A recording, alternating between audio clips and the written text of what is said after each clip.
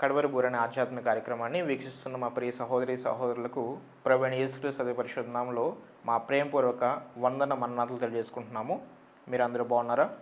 దేవుని వాక్యము మన యొక్క జీవితంలో వెలుగునిచ్చేది కనుక అనుదినము కూడా వాక్యం ధ్యానిస్తూ మరి దేవుడిచ్చినటువంటి ఈ మహాకృపను బట్టి ఈ ప్రోగ్రామ్స్ని ఈ యొక్క వీక్షణ ద్వారా కూడా మరి ఆధ్యాత్మికంగా మనం ఎదగడానికి అవకాశం ఉంటుంది కనుక ఈ యొక్క ప్రోగ్రామ్స్ ద్వారా దేవుని వాక్యం మీకు అందించటకు మేము ఎంతగానో దేవుని యొక్క నామను బట్టి దేవుని కృపలో సంతోషిస్తూ ఉన్నాము. ఈ దినపు వాక్య ధ్యానం కోసము వెళ్ళే ముందు మనం చిన్న ప్రార్థన చేసుకుందాం. మమ్మల్ని అతిమికులుగా ప్రేమించిన మా ప్రియ పరలోకపు తండ్రి, నీ గణనీయమైన శ్రేష్టమైన పరిశుద్ధమైన నామను బట్టి లెక్కలేని వందనాలు స్తుతులు స్తోత్రములు దేవా. ఇది మన ప్రభువ ఈ రీతిగా ప్రభువ తండ్రి వాక్యమును ప్రకటించుటకు మీరు మాకు ఇచ్చిన అవకాశం బట్టి స్తుతిస్తూ ఉన్నాం. నిలబడిన నీ సిలువ చాటును మరుగుపరుచుకోండి. నీ యొక్క ఆత్మ సహాయం ప్రభు నాకు దయచేసి వాక్యమును ప్రభువ తండ్రి మరి నీవు రాయించిన విధముగా ప్రభువ తండ్రి నీవు అనుకున్న విధముగా ప్రభువ మరి ధ్యానించుకోటకు ప్రభువ మా హృదయంలో మరి చీకటిగా ఉన్నటువంటి ప్రభువ తండ్రి విషయం పట్ల ప్రభువ మేము శ్రద్ధ కలిగి ప్రభువ వాటిని తొలగించుకొని వాక్యం ద్వారా మమ్మల్ని మేము శుద్ధి చేసుకుని ఈ యొక్క ప్రభువ అంత్యకాలంలో ఈ యొక్క రాకడ కాలంలో ఉన్న మేము తండ్రి మేము కాలమును సమయమును ఎరిగిన ఆయన ప్రభువ నీ రాకకై సిద్ధపడి అనేకులను సిద్ధపరిచే కృప మీరు మాకు అనుగ్రహించమని యేసుక్రీస్తు పరిశుద్ధ నామములో మిక్కిలి వినంగా బతిమాలి వేడుకుని పొందుకుంటున్నాం మా ప్రియ పరలోకపు తండ్రి, ఆమేన్. ఈ దిన వాక్య ధ్యానాంశం కోసము నిర్గమకాండము 33వ అధ్యాయము 7వ వచనం నుంచి కొన్ని వచనములు ధ్యానం చేసుకుందాం. అంతటా మోషే గుడారమును తీసి పాలెము వెలుపలికి వెళ్ళి పాలెమునకు దూరముగా దాన్ని వేసి దానికి ప్రత్యక్షపు గుడారమును పేరు పెట్టెను. యెహోవాను వెదికిన ప్రతివాడును పాలెమునకు వెలుపలనున్న ఆ ప్రత్యక్షపు గుడారమునకు వెళ్ళుచు వచ్చెను. మోషే ఆ గుడారమునకు వెళ్ళినప్పుడు ప్రజలందరూ లేచి ప్రతివాడు తన గుడారపు ద్వారమందు నిలిచి అతడు ఆ గుడారములోనికి పోవు వరకు అతని వెనుక తట్టు నిదానించి చూచుచుండెను. మోషే ఆ గుడారములోనికి పోయినప్పుడు మేఘస్తంభము దిగి ఆ గుడారపు ద్వారమందు నిలువగా యెహోవా మోషేతో మాటలాడుచుండెను. ప్రజలందరూ ఆ మేఘస్తంభము ఆ గుడారపు ద్వారమున నిల్చుట చూచి లేచి ప్రతివాడును తన తన గుడారపు ద్వారమందు నమస్కారము చేయుచుండిరి. మనుష్యుడు తన స్నేహితునితో మాటలాడునట్లు యెహోవా మోషేతో ముఖాముఖిగా మాటలాడుచుండెను. తరువాత అతడు పాలెంలోనికి తిరిగి వచ్చుచుండెను. చదవబడినటువంటి వాక్య భాగాన్ని కనుక మనం పరిశీలనగా చూసుకున్నట్లయితే ఈ వాక్యపు కాంటెక్స్ట్ని అసలు ఈ వాక్యపు సందర్భాన్ని కనుక మనం చూసుకున్నట్లయితే ఇశ్రాయేలీయులను దేవుడు మోషే ద్వారా మరి కనాను దేశంలోనికి తీసుకువెళ్ళటానికి ఆయన వారిని నడిపిస్తూ ఉన్నారు. వారు సీనాయి కొండ దగ్గరికి వచ్చారు. మరి ఫరో యొక్క కబధహస్తములలో నుంచి దేవుడు 10 అద్భుతములు చేసి వారిని విడిపించి ఎర్ర సముద్రం 2 పాయలుగా చేసి వారిని తీసుకుని వచ్చి వీరు ఇప్పుడు ఎక్కడ ఉన్నారంటే సీనాయి కొండ దగ్గర ఉన్నారు. అయితే ఆ సీనాయి కొండ దగ్గర దేవుని యొక్క మరి అనేకమైనటువంటి న్యాయ విధులను వారు తెలుసుకుంటూ వస్తున్నారు. దేవుడు మోషేను 40 దినములు నీవు నా యొక్క న్యాయ విధులను మీరు దేశంగా ఏర్పడిన తర్వాత ఏ రీతిగా ఆధ్యాత్మికంగా అలాగే ఒక దేశంగా ఎలాగూ మీరు నా పట్ల మీరు ఉండాలో నివసించాలో మీరు ఎలాగా నాకు సాక్షులుగా ఉండాలో ఆ విషయాలన్నీ కూడా దేవుడు ఆ యొక్క విధి విధానములు కూడా మోషేతో చెప్తున్నారు. మోషేతో చెప్పుడు చాలించిన తర్వాత క్రింద ఉన్నటువంటి జనులందరూ కూడా దేవునితో ఏమేమి చెప్దాము ఏమేమి చేద్దామనేటువంటి ప్రమాణం చేశారో మరి విగ్రహారాధన చేయకూడదు, మరి యెహోవాను దేవుడిగా వారు అనుసరించి వారిని విడిపించినటువంటి దేవుడు ఆయన గనక, వారితో నిబంధన చేసినటువంటి దేవుడు ఆయన గనక ఆయన వారు పూజిస్తామని చెప్పేసి ఆయన చేసినటువంటి మరి 10 అద్భుతాలను బట్టి మరి గొప్ప గొప్ప కార్యములను బట్టి కూడా ఆయన నామునకు విధేయులుగా ఉంటామని చెప్పి ప్రమాణము చేసిన తరువాత వారు వెంటనే మరి ఆ యొక్క ప్రమాణమును విడిచిపెట్టి విగ్రహారాధన వైపు వెళ్ళిపోతారు. అలాగే విగ్రహారాధనతో పాటు విచ్చలవిడితనముగా వారు ప్రవర్తిస్తారు. విచ్చలవిడితనముగా వారు అనేకమైన హేయకార్యములు అక్కడ చేస్తూ ఉంటాన్ని బట్టి కూడా మోషే కిందకి వచ్చి కోపగించుకుని దేవుడు ఇచ్చినటువంటి ఆ యొక్క 2 రాతి పలకలను 10 ఆజ్ఞలు కలిగినటువంటి ఆ పలకలను పగలగొట్టి అక్కడ ఒక ప్రాయశ్చిత్తం చేసి దేవుని దగ్గరికి వచ్చి మొరపెట్టుకుంటారు. ప్రభువా వీరి యొక్క పాపమును బట్టి మీరు వీరిని నశింప చేయవద్దు అని బతిమలాడుకుంటూ కూడా వారి యొక్క పాపమును పరిహరించమని మోషే ప్రార్థన చేస్తూ ఉంటారు. తర్వాత మనం చూసుకున్నట్లయితే దేవుడు ప్రత్యక్షపు గుడారమును ఒకటి తయారు చేయమని చెప్పి మోషేకి ప్రజలకు చెప్తారు. ఎందుకనంటే నేను మీలో నివాసం ఉండునట్లు ఇది మీరు చేయాలని చెప్పి చెప్తారు. దేవుడు ప్రజలతో నివాసం ఉండుట, పరిశుద్ధుడైనటువంటి దేవుడు పాపుల మధ్యన నివసించడానికి ఇష్టపడుతున్నాడు. గనుక ఇశ్రాయేలుతో దేవుడు చెప్తారు మోషేతో కూడా, ప్రత్యక్షపు గుడారమును నేను పరలోకపులో ఏ రీతిగా ఉందో ఆ రీతిగా నీకు చూపించి నీకు ఇక్కడ వివరిస్తూ ఉంటాను, దాని ప్రకారం మీరు ఇచ్చాలి. ఇది ఎందుకంటే నేను మానవుల మధ్య నివసించుటకు ఇష్టపడుతున్నాను, ఇది ఆయన ఇష్టము. అయితే దేవుడు వీరు చేసినటువంటి కార్యమును బట్టి కూడా మరి మోషే ఏం చేస్తారంటే ఆ ప్రత్యక్షపు గుడారమును, పాలెములో ఉన్నటువంటి ఆ ప్రత్యక్షపు గుడారమును తీసి బయట వేస్తారు. ఎందుకంటే దేవుడు అంటారు, మీరు మీ మధ్య నేను ఉన్నట్లయితే మీ యొక్క పాపమును బట్టి కూడా మీరు చనిపోతారు, మీ యొక్క హే కార్యములను బట్టి అక్కడ భయంకరమైనటువంటి హే కార్యములు చేస్తారు. ఈ సందర్భంలోనే కాదు, తర్వాత సందర్భాల్లో కూడా వారి వారి హే కార్యములను బట్టి అనేకులు నశించిపోతారు.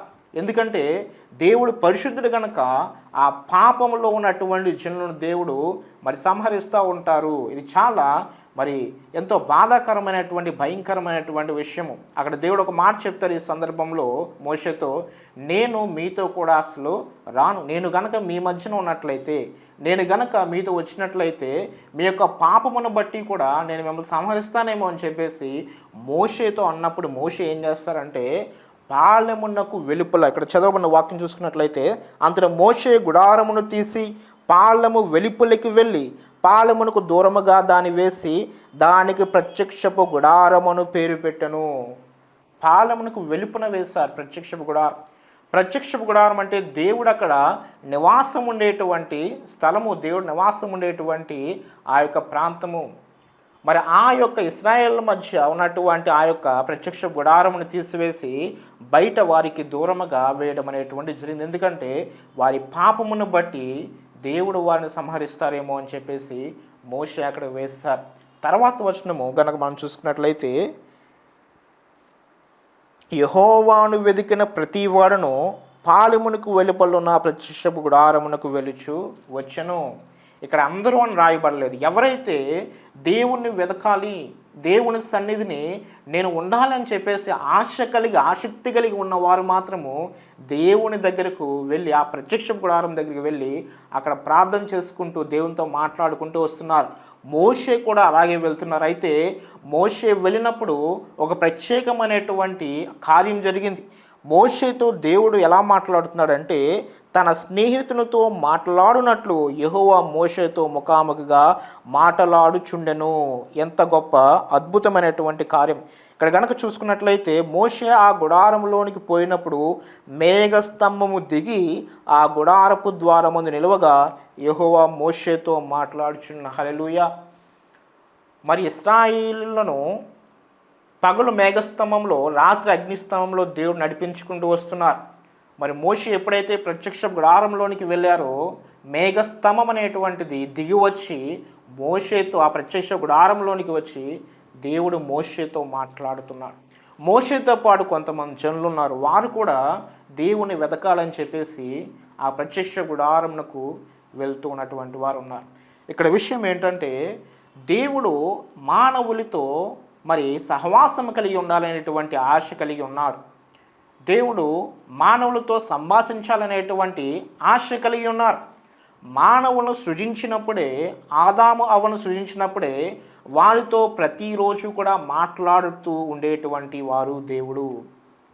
మానవులను తన స్వరూపంలో సృజించుకున్నారు. మానవులకు కావలసినటువంటి జ్ఞానమును, కావలసినటువంటి మరి వైవిధ్యమైనటువంటి విశిష్టలను కూడా దేవుడు మానవులకి ఇచ్చి వారితో ఒక స్నేహితుల వలె మాట్లాడేటువంటి దేవుడు వారు చేసినటువంటి అవిధేయమైనటువంటి కార్యమును బట్టి, వారు చేసినటువంటి పాపములను బట్టి దూరముగా ఉండవలసి వస్తుంది. ఇది మనం గమనించుకోవాలి. దేవుడు కావాలని చెప్పేసి మానవులకు దూరంగా లేడు, కానీ మానవులు చేస్తున్నటువంటి ప్రతి పాపకార్యమును బట్టి కూడా ఆయన దూరముగా ఉండవలసి వస్తుంది. వాక్యంలో ఉంటుంది, రక్షింపనేరకి ఉన్నట్లు నా హస్తము కురచి కాలేదు, వెన్నేరకి ఉన్నట్లు నా చెవులు మరి మందము కాలేదు. మీరు చేస్తున్న పాపములు, ఆ పాపములే నాకును మీకును కూడా అడ్డుగా ఉంటున్నాయని చెప్పేసి దేవుడు స్పష్టంగా యెషయా గ్రంథంలో స్పష్టంగా చెప్తా. మొదటి నుంచి కూడా దేవుని యొక్క కార్యములన్నీ కూడా బైబిల్ గ్రంథంలో కనుక మనం చూసుకుంటూ ఉన్నట్లయితే దేవుడు ఎప్పుడూ కూడా మానవులను దూరం పెట్టలేదు.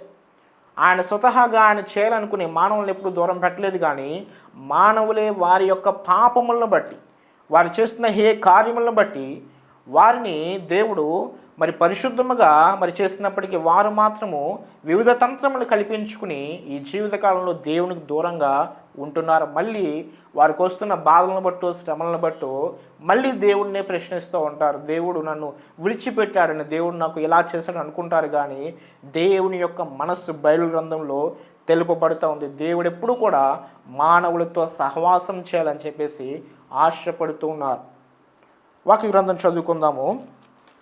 రోమీలకు రాసినటువంటి పత్రిక 3వ అధ్యాయము 11వ వచనం కనుక మనం చూసుకున్నట్లయితే, నీతిమంతుడు లేదు, ఒక్కడునూ లేడు, గ్రహించువాడెవడనూ లేడు, దేవుని వెదుకువాడునూ లేడు, అందరూ త్రోవ తప్పి ఏకముగా పనికి మాలిన వారైరి, మేలు చేయువాడు లేడు, ఒక్కడైనను లేడు.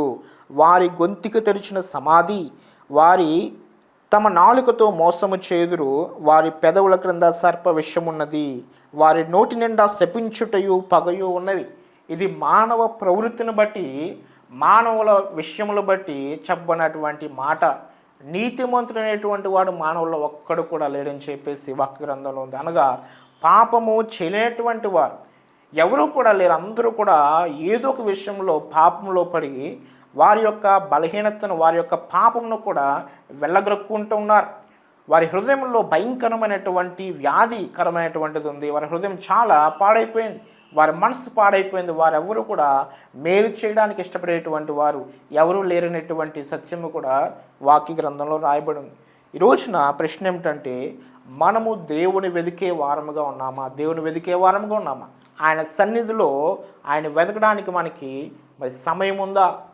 ఈ అంత్యకాలంలో, ఈ యొక్క రాకడ కాలంలో 21వ శతాబ్దంలో ఉన్న మనము భయంకరమైనటువంటి యుద్ధములు, మరి రష్యాకి యుక్రెయిన్కి యుద్ధము, ఇజ్రాయెల్కి ఇరాన్కి యుద్ధము, 3వ ప్రపంచ యుద్ధమే వచ్చేస్తుందేమో అని చెప్పేసి మరి భయంకరమైనటువంటి కాలముల్లో మనం ఉన్నాం. మరి అనేకమైన దేశముల యొక్క ఆర్థిక వ్యవస్థలు కూడా పతనమైపోతూ ఉన్నాయి. చాలా భయంకరమైనటువంటి కాలంలో ఉన్నాము. ప్రభు చెప్పేటువంటి ఆ యొక్క రాకడ కాలం అనేటువంటిది బహు సమీపముగా ఉంది. ఈ రోజున ప్రశ్న, ఇంకా మనము దేవుని సన్నిధిని వెతకలేని వారముగా ఉన్నట్లయితే అది మనకి ఏమాత్రం కూడా ఉపయోగం కాదు. మన ఆత్మీయ జీవితము మనం ఒకసారి సరి చేసుకుందాం. ఈ రోజున ప్రశ్న ఏమిటంటే, మనము దేవుని సన్నిధిని వెతికే వారముగా లేనట్లయితే దేన్ని వెతుకుతున్నాం? ఈ లోకంలో దేన్ని వెతుకుతున్నాం? ఈ లోకంలో దేని కొరకు మన ఆరాటము, మన యొక్క ప్రయాస అనేటువంటివి మనం ఒకసారి గమనించుకోవాలి. వాక్యము చదువుకుందాము. 2 కొరింథీయులకు రాసిన పత్రిక 6వ అధ్యాయము 18వ వచనం నుంచి, మనము జీవము గల దేవుని ఆలయమై ఉన్నాము, అందుకు దేవుడు ఇలాగు సెలవిచ్చున్నాడు, నేను వారిలో నివసించి సంచరింతును, నేను వారి దేవుడినయ్యుందును, వారు నా ప్రజలయ్యుందురు. కావున మీరు వారి మధ్య నుండి బయలువెడలి ప్రత్యేకముగా ఉండడి, అపవిత్రమైన దాన్ని ముట్టగుడని ప్రభు చెప్పుచున్నాడు. ఇది ఇశ్రాయేలు గురించి చెప్పినటువంటి మాట. అలాగే దేవుని యొక్క మార్గంలో రక్షణ పొంది, మారు మనసు పొంది ఆయన మార్గంలో ఉన్నటువంటి వారి కొరకు కూడా చెప్పనటువంటి మాట, మీరు ప్రత్యేకముగా ఉండడి, నేను మరి వారిలో సంచరింతును అనేటువంటి మాట దేవుడు చెప్తున్నారు. అంటే దేవుని యొక్క ఆరాటము, దేవుని యొక్క ఆశ కూడా మానవులతో సహవాసము చేయాలి, వారితో సంభాషించాలి అనేటువంటి ఆశ మానవుల కంటే ఎక్కువగా దేవుడికే ఉంది. అయితే మానవులు ఏం చేస్తున్నారంటే, వారికి ఉన్నటువంటి ఆ యొక్క బలహీనతను బట్టి, పాప బలహీనతను బట్టి దేవుని కనుగొనలేకపోతున్నారు. దేవుని యొక్క మార్గమును వారి కనుగొనలేకుండా అనేకమైనటువంటి ఈ యొక్క మరి కార్యముల్లో పడి, భూలోక కార్యముల్లో పడి దేవుని విసర్జిస్తూ ఉన్నారు. మరి వాక్యం వీక్షిస్తున్నటువంటి మనలో దేవుణ్ణి వెదికేటువంటి ఆశ అనుకున్నట్లయితే ఖచ్చితంగా దేవుడు మనకి కావాల్సినటువంటి ఆ యొక్క ప్రశ్నకి సమాధానం కూడా దేవుడు ఇస్తారు. అనేకమైనటువంటి ప్రశ్నలు ఉండొచ్చు. ఈ 21వ శతాబ్దంలో అనేక రకమైన ప్రశ్నలు, ప్రతి వయసులో ఉన్నటువంటి వారికి కూడా అనేకమైనటువంటి ప్రశ్నలు. నాకు వివాహం అవ్వట్లేదనో, లేకపోతే నాకు జాబ్ రావట్లేదని, భయంకరమైన అప్పులు నా కుటుంబంలో ఉన్నాయి, భయంకరమైన సమస్యలు నా కుటుంబంలో ఉన్నాయి, నేను దేవుని నమ్ముకున్నట్లయితే నాకు ఎందుకు ఈ మేలు జరగట్లేదని దేవుని నమ్ముకున్నవారు, ఈ దేవుని వల్ల నాకేంటి ఉపయోగం అనేటువంటి విషయం కూడా దేవుని నమ్ముకోలేని వారు కూడా అనేకమైనటువంటి వారు మరి ప్రశ్నిస్తూ ఉండొచ్చు. కానీ ప్రతి ప్రశ్నకు కూడా దేవుడు సమాధానం చెప్తారు. హల్లెలూయా. దేవుడు ఖచ్చితంగా మానవులతో సంభాషించనేటువంటి ఆశ కలిగిన వారే. మరి వాక్య గ్రంథంలో అయితే ఎవరైతే హృదయపూర్వకంగా దేవుని వెతుకుతారో వారికి నేను ప్రత్యక్షమవుతానని చెప్పేసి ఇశ్రాయేలుతో దేవుడు వాగ్దానం ఇచ్చాడు. వారి యొక్క మరి భక్తులైనటువంటి వారితో, మోషేతో, అనేకమైన ప్రవక్తలతో కూడా దేవుడు మాట్లాడుతూ ఎవరైతే నన్ను హృదయపూర్వకంగా వెతుకుతారో వారికి నన్ను నేను ప్రత్యక్షపరుచుకుంటాననేటువంటి మాట చాలా స్పష్టంగా దేవుడు చెప్పారు. యేసుక్రీస్తు అందరికీ ప్రభు, దేవుడు అందరికీ కూడా మరి తండ్రి అనేటువంటి మాట కూడా బైబిల్ చెప్తుంది కనుక మనము ఆయనను సన్నిధిలో కనుక వెతికినట్లయితే ఆయన మన ప్రశ్నకు సమాధానం ఇస్తారు. మరి బైబిల్ మిషన్ స్థాపించినటువంటి దేవదాస్ అయ్య గారు కూడా ఒక మాట చెప్తూ ఉండేటువంటి వారు, దేవుడు ఇచ్చినటువంటి ఆ ప్రత్యక్షతను బట్టి దేవుడు కనపడును, దేవుడు మాట్లాడును, దేవుడు అందరికీ కనపడును, దేవుడు అందరితో కూడా మాట్లాడును. దేవుని వాక్యంలో దేవుడు చెప్పినటువంటి మాట, ఎవరైతే హృదయపూర్వకంగా నన్ను వెతుకుతారో నేను వారికి ప్రత్యక్షమవుతాను. దేవుని యొక్క మాట మానవులకు చేరవేయాలని చెప్పేసి దేవుడు బైబిల్ గ్రంథాన్ని రాయించింది. ఈ బైబిల్ గ్రంథంలో దేవుడు రాయకముందు దేవుడు అనేకమైన విధాలుగా మాట్లాడేటువంటి వారి స్వప్నముల ద్వారా, స్వరము ద్వారా, మరి దర్శనముల ద్వారా దేవుడు మాట్లాడుతూ ఉన్నారు. ఇప్పుడు కూడా దేవుడు వాటి ద్వారా కూడా మాట్లాడుతూ ఉన్నారు. బైబిల్ గ్రంథం రాయించిందే కారణం ఏంటంటే మనుషులు నా మాట వినాలి, నా ప్రత్యక్షతను వారు తెలుసుకోవాలి అనేటువంటి విషయాన్ని బట్టి దేవుడు బైబిల్ గ్రంథాన్ని రాయించింది. ఈ రోజున దేవుని మాటను వినాలి అనేటువంటి ఆశ అనుకున్నట్లయితే మొట్టమొదటిగా మనం ఏం చేయాలి? ముందు రాయబడినటువంటి దైవ గ్రంథం మనం చదివే వారముగా ఉండాలి. రాయబడినటువంటి దైవ గ్రంథమును మనం ఆస్వాదించే వారముగా ఉండాలి. ప్రతి దినము కూడా దాన్ని చదివే వారముగా ఉండాలి. అలా ఉన్నట్లయితే మనకు ఆశ ఉన్నట్లు. ఒకవేళ బైబిల్ గ్రంథమును ప్రతి దినము కూడా చదివేటువంటి ఆశ లేనట్లయితే మరి దేవుని స్వరం వినాలి, దేవుడు కనపడాలనేటువంటి ఆశ మనకి ఎలాగుంటుంది, దేవుని సహవాసం మనకు కావాలనేటువంటి ఆశ మనకి ఎలాగుంటుంది. బైబిల్ గ్రంథమే మనం చదవలేనప్పుడు మన ప్రశ్నలకు దేవుని యొక్క సమాధానం ఎక్కడి నుంచి వస్తుందని మనం ఆశించాలి. ఈ రోజున మన యొక్క జీవితంలో, ఆధ్యాత్మిక జీవితంలో లోటుగా ఉన్న వాటిని మనం సరిచేసుకుందాం. ఈ అంత్యకాలంలో ఉన్నాం. 21వ శతాబ్దంలో దేవుడు రేపు ఎల్లుండో వచ్చాడనేటువంటి కాలంలో మనం ఉన్నాము గనక మన యొక్క సన్నిధి స్థితిని, మన యొక్క ప్రార్థనా జీవితాన్ని సరిగా మనం కట్టుకుందాం. వాక్యం చదువుకుందాం. నిర్గమాకాండము 24వ అధ్యాయము 8-9 వచనాలు కనుక మనం చూసుకున్నట్లయితే, నేను వారిలో నివసించినట్లు వారు నాకు పరిశుద్ధ స్థలము నిర్మింపవలను, నేను నీకు కనపరచు విధముగా మందిరము యొక్క రూపమును దాని ఉపకరణములన్నిటి రూపమును నిర్మింపవలను. ఇది దేవుడు మోషేతో చెప్పుచున్నటువంటి మాట. ప్రత్యక్ష గుడారం నీవు ఈ రీతిగా కట్టాలి, నేను వారిలో నివసించిన అనగా మీలో నేను నివాసం ఉండటానికి ఇష్టపడుతున్నానని చెప్పేసి దేవుడు స్పష్టంగా చెప్పుకుంటూ వస్తున్నారు. ఆది కాండంలో కూడా మనం చూసుకున్నట్లయితే అవ్వ ఆదాములతో కూడా దేవుడు మాట్లాడుతూ ఉండేటువంటి వారికి ఏం చేయాలి, వారు ఏ జాగ్రత్తలు తీసుకునేటువంటి మాటలు కూడా దేవుడు వారితో స్పష్టంగా మాట్లాడి వారిని చక్కగా ఆ యొక్క తోట మీద మరి యజమానులుగా చేస్తారు. అయితే వారు చేసినటువంటి పాపమును బట్టి త్రోసివేయబడ్డారు, దేవుని సన్నిధి నుండి త్రోసివేయబడ్డారు. ఒకవేళ మనం వర్క్ చేస్తూ ఉండొచ్చు, అనేకమైన పనులు చేస్తూ ఉండొచ్చు, అనేకమైన కార్యములు చేస్తూ ఉండొచ్చు, కుటుంబంలో ఉన్నటువంటి బాధ్యతల నిమిత్తము అనేకమైన పనిపాట్లలో ఉండొచ్చు. కానీ మరి దేవుని జనులుగా మనం ఉన్నామంటే, విశ్వాసులుగా మనం ఉన్నామంటే, రాకడకు సిద్ధపడాలనే ఆశ మనలో ఉన్నట్లయితే ఖచ్చితంగా ప్రార్థనా జీవితం మనకు ఉండాలి, ఖచ్చితంగా వాక్య ధ్యాన జీవితం మనకు ఉండాలి, దేవుని వెతకాలి, దేవుని యొక్క స్వరం వినాలి, దేవుని యొక్క మార్గం అనుసరించాలనేటువంటి ఆశ మనలో ఉండాలి. అప్పుడే దేవుని యొక్క స్వరమును మనం వినగలుగుతాం. మనం చదివేటువంటి వాక్య గ్రంథం ద్వారా వినగలుగుతాం. అనేకమైనటువంటి మరి విషయముల ద్వారా దేవుడు కూడా, అనేకమైనటువంటి వాటి ద్వారా కూడా దేవుడు తన స్వరాన్ని వినిపింపజేస్తారు.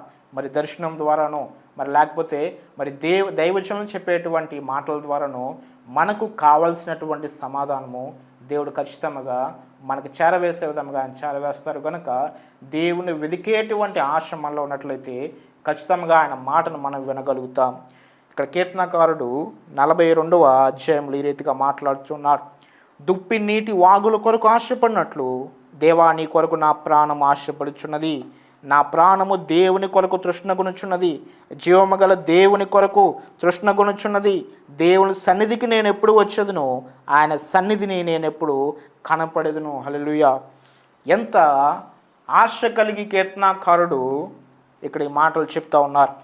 దుప్పి ఏ రీతిగా మరి నీటి వాగుల కొరకు అడవిలో అనేకమైనటువంటి మరి ఆహారములు భుజించి మరి నీటి వాగుల కొరకు ఎదురు చూచేటువంటి దుప్పి ఏ రీతిగా ఉంటుందో, అడవిలో పలానా స్థలంలో మరి నీటి వాగులు అనేటువంటివి ఎక్కువగా ఉండమనేటువంటిది ఉండదు, కానీ అవి కనిపించినటువంటి ఆ సమయంలో నా దుప్పి ఆ నీటి వాగుకు వెళ్ళి ఆ నీటిని తాగడానికి ఎంతో ఆశపడుతూ ఉంటారు.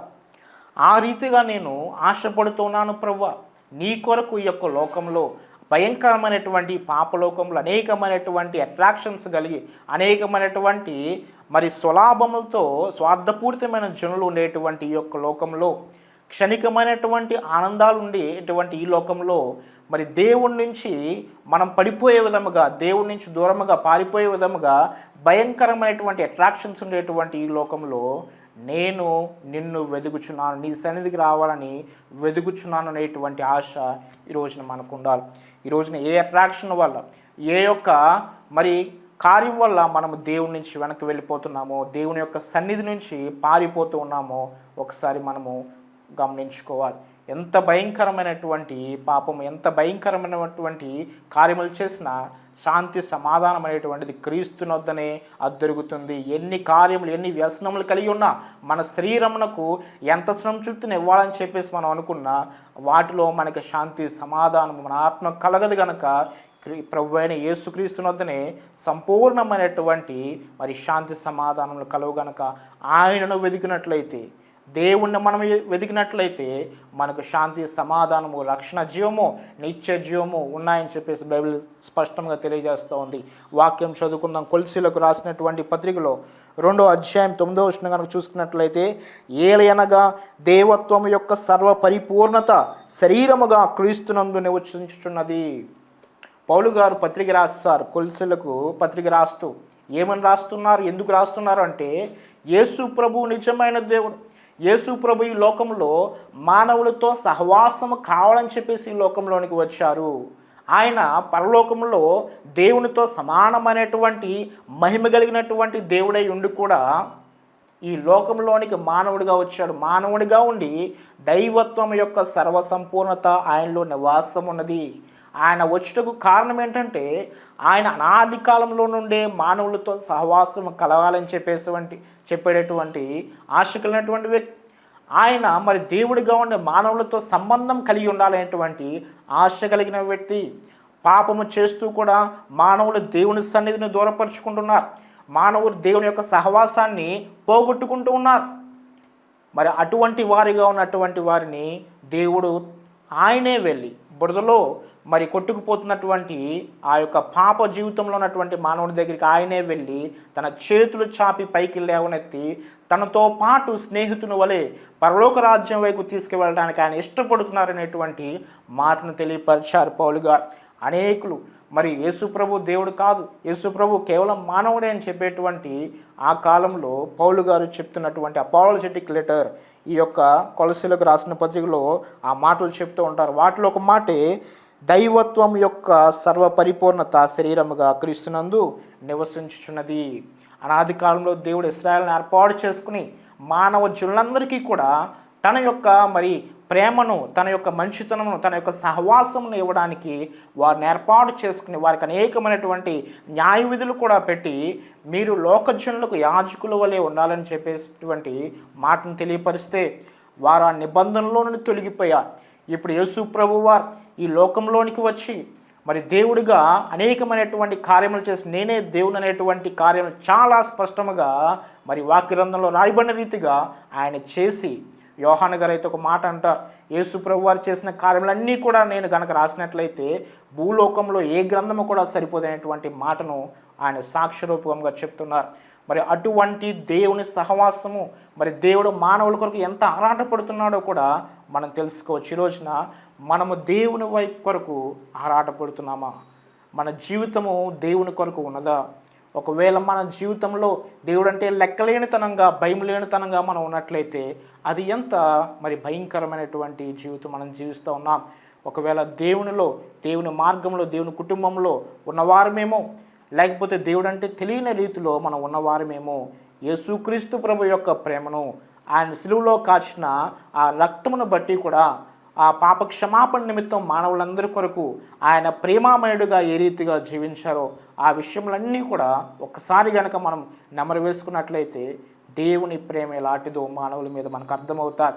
మళ్ళీ అంతగా ప్రేమించిన దేవుడు మన కొరకు నిత్య జీవం ఏర్పాటు చేస్తాడు. ప్రతి మానవునికి కూడా నిత్య జీవం అనేటువంటిది ఏర్పాటు చేయబడింది. ఇక నరకమునకు మానవులు వెళ్ళవలసిన పని లేదు. మానవులందరూ కూడా నిత్య జీవంలోనికి, పరలోకంలోనికి వెళ్ళటానికి యేసు ప్రభువు ఒక మార్గం ఏర్పాటు చేశారు. ఎవరైతే ఆయన నామముందు విశ్వాసం ఉంచి వారు చేసిన పాపములన్నీ బట్టి కూడా వారు దేవుని దగ్గరికి వచ్చి మారు మనసు పొంది వారి జీవితంలో కడిగి వేసుకున్నట్లయితే దేవుని పరిశుద్ధ రక్తం వారిని కడిగి వేస్తుంది. ఇప్పుడు వారు దూరస్తులే కాదు, ఇదివరకు అనాది కాలంలో ఇశ్రాయేల్ వారికి ఉన్నటువంటి వాగ్దానములన్నీ కూడా ఇప్పుడు యేసు ప్రభువుని నమ్మిన ప్రతి ఒక్కరికి కూడా అది ఆయన ఇస్తున్నారు.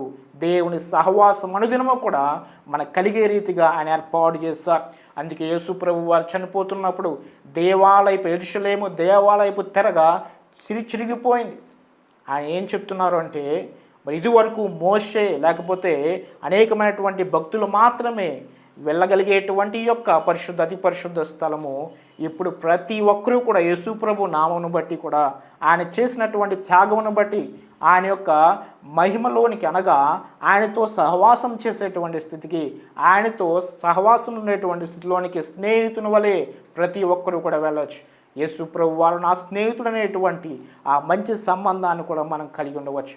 అటువంటి సంబంధాన్ని యేసు ప్రభు వారు ఇవ్వడానికి, ప్రతి ఒక్కరికి ఇవ్వడానికి ఆయన ఇష్టపడుతున్నారు. ఈరోజు అటువంటి సహవాసం, అటువంటి సంబంధం మనకు కనుక లేనట్లయితే ఇప్పుడే ప్రార్థనలు ఏకీవించి దేవుని అడుగుదాం, ప్రభువా అటువంటి సహవాసం నాకు కూడా కావాలి, ఈ రాకడ కాలంలో నేను నీ కొరకు జీవించాలనేటువంటి మాటను, తీర్మానంలో మనం దేవునితో సమర్పణ చేసుకుందాం. అలా సిద్ధపడిన వారు ప్రార్థనలు ఏకీవించండి. మమ్మల్ని అతిమికిలిగా ప్రేమించిన మా ప్రియ పరలోకపు తండ్రి, నీ గణనీయమైన శ్రేష్టమైన పరిశుద్ధమైన నామమును బట్టి లెక్కలేని వందనాలు స్తుతులు స్తోత్రములు.